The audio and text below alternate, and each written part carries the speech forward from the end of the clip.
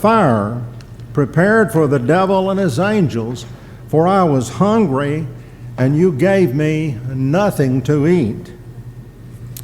These people were astonished, and so they asked, verse 44, "Lord, when did we see you hungry and did not take care of you?" Then he will answer them, "Truly I say to you, to the extent you did not do it to one of the least of these, you did not do it unto me." The majority of people present on the judgment day will not have lived during the time that Christ was here on earth, and therefore will not have seen him as he was. No wonder that they will ask, "When did we see you hungry and did not take care of you?" Jesus' reply is a sobering revelation to all of us if we'll take it to heart. He said, "Truly I say to you, to the extent that you did not do it to one of the least of these, you did not do it to me." Brethren, in our daily walk through life, you and I often see Christ Jesus,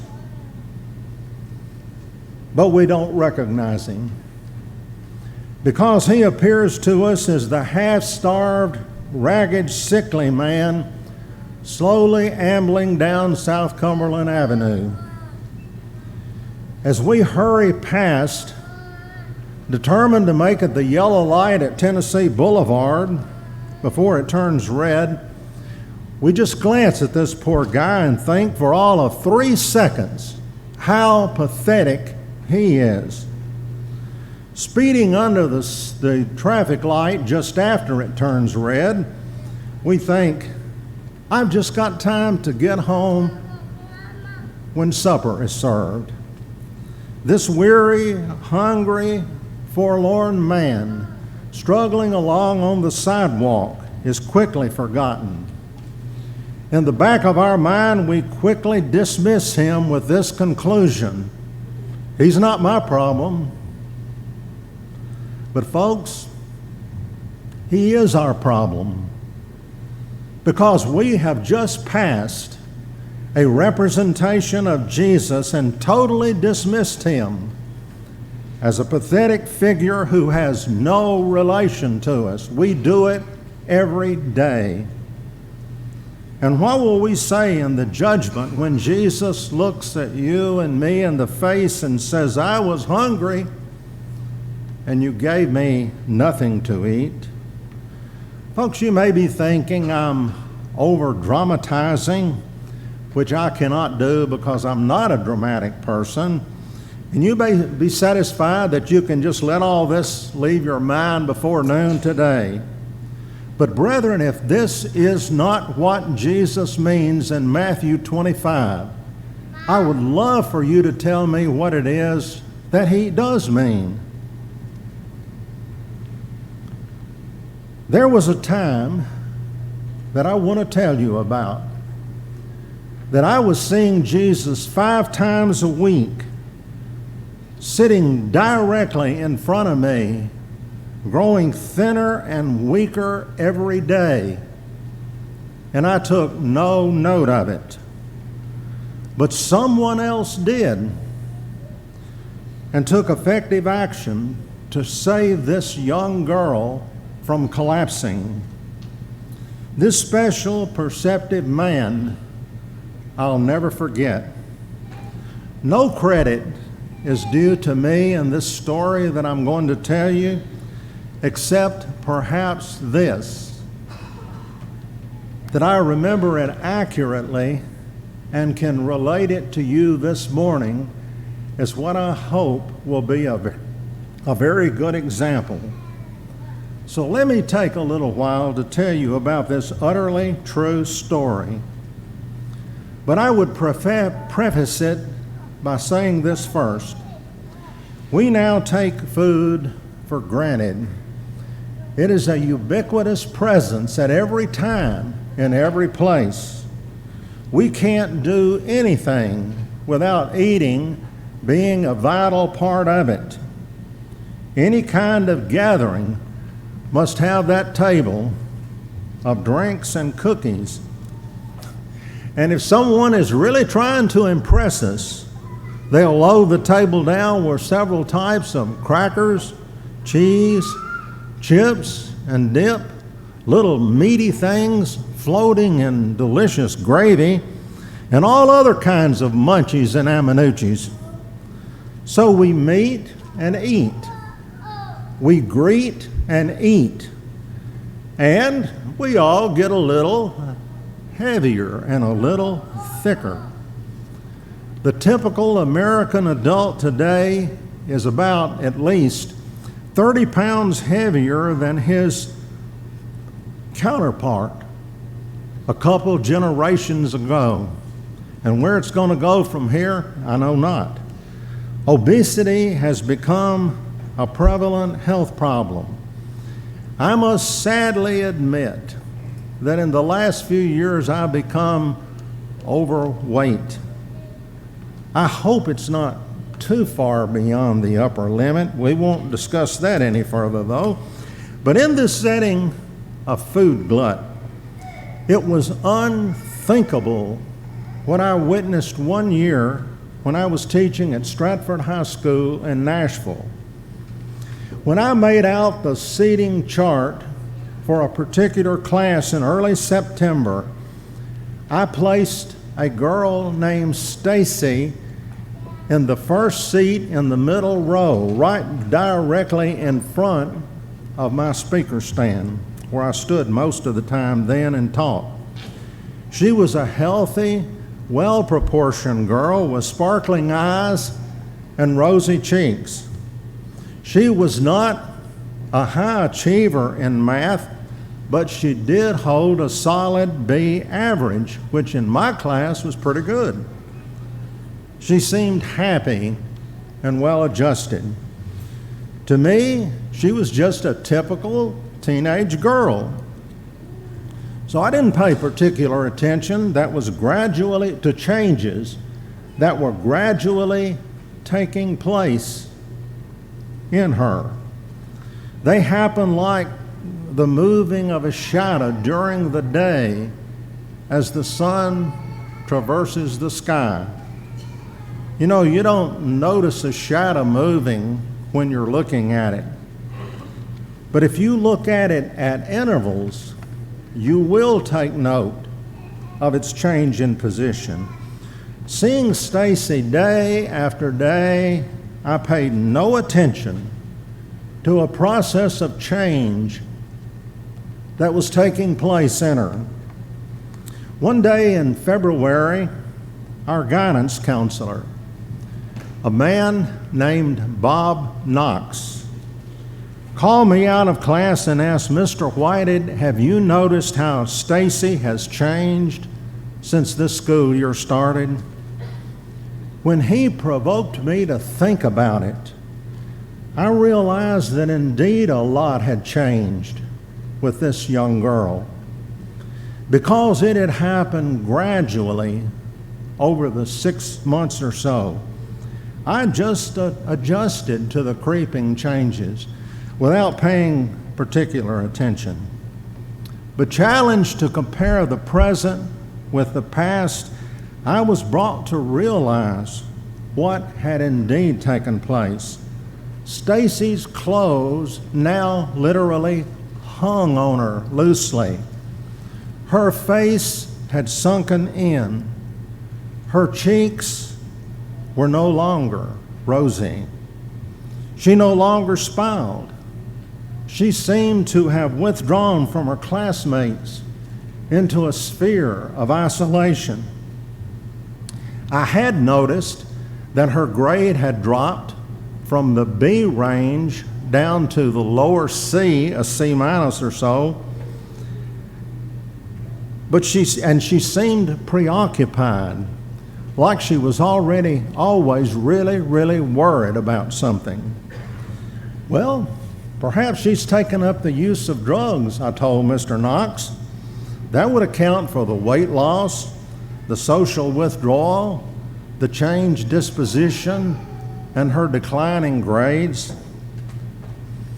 I don't know, he answered. My heart tells me that she is not using drugs and that there is some other serious problem that is really afflicting her. So he decided to call her into his office and talk to her in private, hoping that he might find some answers and get this girl help she desperately needed at that point. At first, she just sat silent and stared at the floor as he gently talked to her. But each day when she could, and he could, he called her into his office and continued these sessions. And finally, after several days, he gained her confidence, and then Stacy began to open up. And as she did, she laid out a situation at home that was absolutely unbelievable. I mean, we just couldn't relate to it. You see, Stacy's family at home consisted as follows: herself, her parents, and an older brother who had dropped out of school. All of them, but Stacy, were highly involved in the use of drugs and alcohol. Her brother every night brought in one or two other boys just like himself, who sprawled out on the furniture and got stoned, spaced out, as they said back then, and drunk. They were grimy, filthy-minded, sewer-mouth boys. Stacy was greatly afraid of them, and as soon as she got home from school around 3 o'clock in the afternoon, she immediately went to her bedroom and locked herself out in and did not come out into their presence. She thought that if she did, at the least, she would be subjected to very rude language, and at the worst, she would be groped and very likely assaulted. She would not go to the table and eat, such as her pathetic mother might have fixed. All she was eating was a meager amount in the morning before she left for school, when everyone was laying around deeply asleep after hours of intoxication. Mr. Knox was keeping me informed about what he was getting in these sessions with her, and I was thinking about it daily. And as I thought about Stacy's starvation in a food-saturated environment, I could not help but remember the lines of the English poet Samuel Taylor Coleridge in the rhyme of the Ancient Mariner: water, water everywhere, and all the boards did shrink. Water, water everywhere, but not a drop to drink. Food was all around Stacy, everywhere, but it was not available to her. She had no money to buy anything at school to eat, and a lot was sold in the cafeteria and throughout the day. And she was too humiliated, I suppose, by her wretched family to ask anybody for anything. As we filled our faces every day all around her, she looked longingly while hunger gnawed at her stomach and her face shrunk. You see, because we stayed continually satisfied and more beyond, we were insensitive to her needs, thinking we're all alike in this. When Mr. Knox heard all of this, he reported it to the Department of Human Services. When they investigated and found that it was true, they removed Stacy and put her in a foster home, but still in the Stratford school district, the Stratford area. So she kept coming to school, and I saw her daily. A reversal in her condition soon became apparent. Within a few weeks, she gained weight. Her sunken face filled out to its original pretty form. Her cheeks became rosy again. Her grades climbed back up to the B level. She was provided with a full new wardrobe. Her worn, faded, tattered clothes were thrown away that she had been wearing. But because of the emotional trauma that Stacy had experienced, the sparkle did not return to her eyes. She did not take up smiling again. She did not develop social interaction with her classmates. I suppose that she felt different being in a foster home, a ward of the state, without a family who loved her and supported her.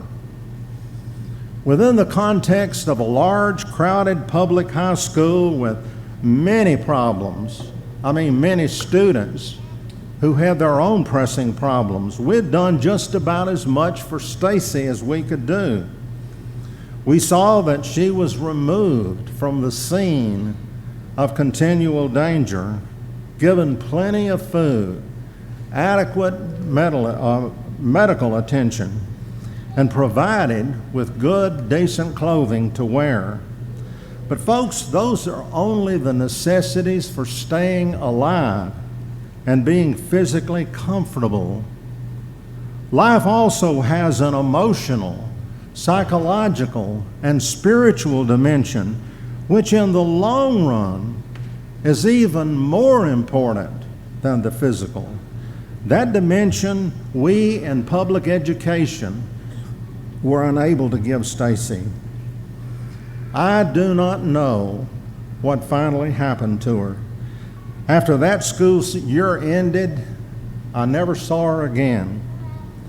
If she's still living today, she'd be in her mid-50s. I seriously doubt that she was able to go to college or pursue vocational training, though she was well able to do either.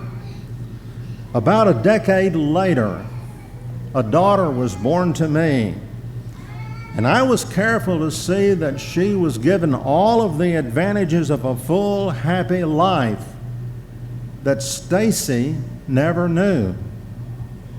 Any teacher who is worthy of the name feels at least to some extent that each student he or she has is their son or their daughter.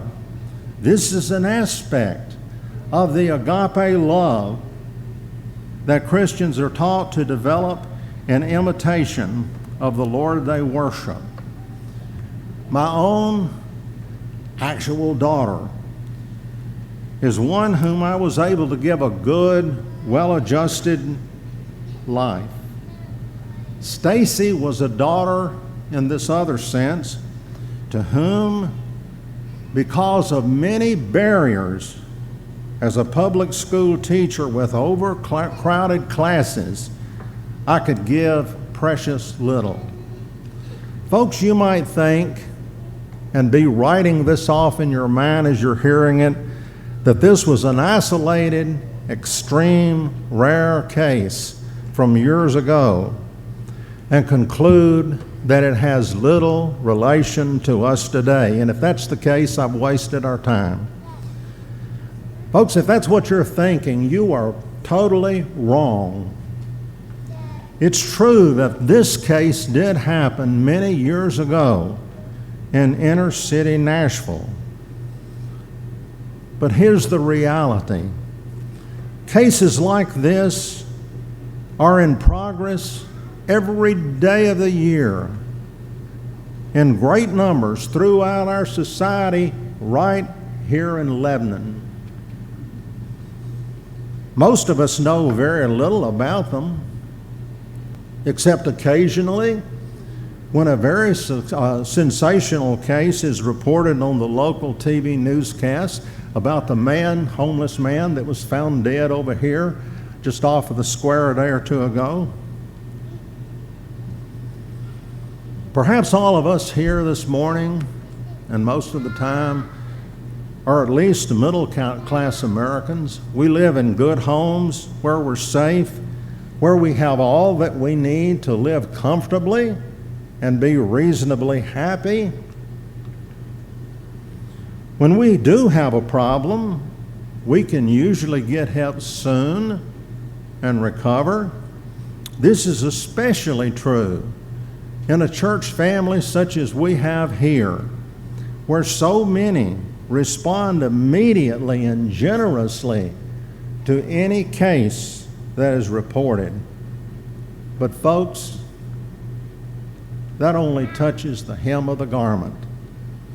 There are people all about us in this city, within hundreds of feet of this building, especially right behind me, to whom we pay little attention.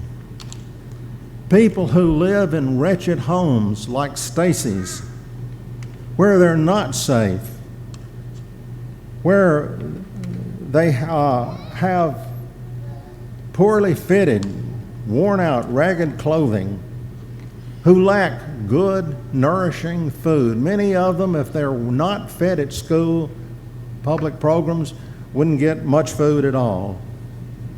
You know, the gospel of Jesus teaches us clearly that the Lord requires a lot more of us than piety, pure worship, and loving those who love us. By word and personal example, Jesus teaches us to be compassionate and helpful to those who are destitute and hurting. In Matthew 5:46-47, Jesus said, "If you love those who love you, what reward do you have? Do not even the tax gatherers do the same? And if you greet your brothers only, what are you doing more than others do? Don't the Gentiles do the same?"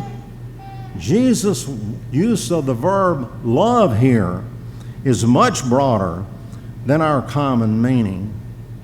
When you look at somebody and feel a resulting inner warmth and lifting of your spirit so that you smile and feel good, you think, I love that person.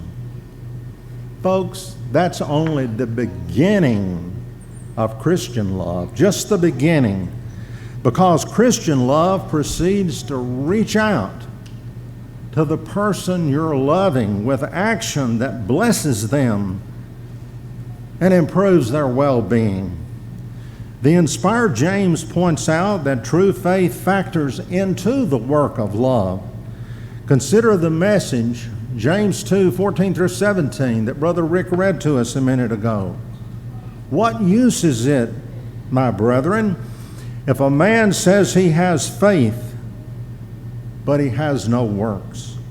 If a brother or sister is without clothing and in need of daily food, and one of you says to them, "Go in peace, be warmed and filled," and yet you do not give them what is necessary for the body, what use is that? Even so, faith, if it does not have works, is dead being by itself. Faith and love work together to help us to be perceptive to the basic needs of people around us, not to speed past them at 50 miles an hour and just glance and think how pathetic. It should motivate us to give that needy, hurting, suffering, lonely person hands-on relief to improve their situation. You know, when we pray to God to help somebody, there's something I fear we're leaving out of the prayer that's essential. We get a call or a notice, pray for so-and-so, and we do it. And then you put a period right there. That's the end of it. I prayed for them. I've done my duty. Folks, when we pray for someone's alleviation of suffering, do you put this in your prayer? God, use me as an instrument to get your help to that person. That, I fear, we do not do, not most of us. A prayer alone, as James says, go in peace, be warmed and filled, doesn't require much love and much faith. Love and faith is apparent when you put your hands into it and really do something. Brethren, there are a great many Stacys not very far from us who are isolated, lonely, unloved, uncared for, hungry, sick, poorly clothed. We could talk about that for an hour with information from various sources that would make it very real. Will you and I, as I was with Stacy at Stratford High, just be blind to these people and let them continue to suffer so that as long as I feel good and things are going for me, everything's okay? What will we say in the judgment if Jesus says to us, I was hungry, you gave me nothing to eat? Remember, we see Jesus in just such people as that teenage girl in Nashville who was starving to death before my very eyes, and I didn't see it. Always keep in mind as you enjoy the good life that there are so many around you that are destitute, and that Jesus said, to the extent that you did not do it to one of the least of these, you did not do it to me. I can anticipate someone coming to me and say, well, what about you? What are you doing? Folks, haven't you seen guilt dripping out of every pore of my sermon this morning? This is something we all stand in need to look at, reevaluate ourselves, and get these hands busy really helping people, directly doing them some good.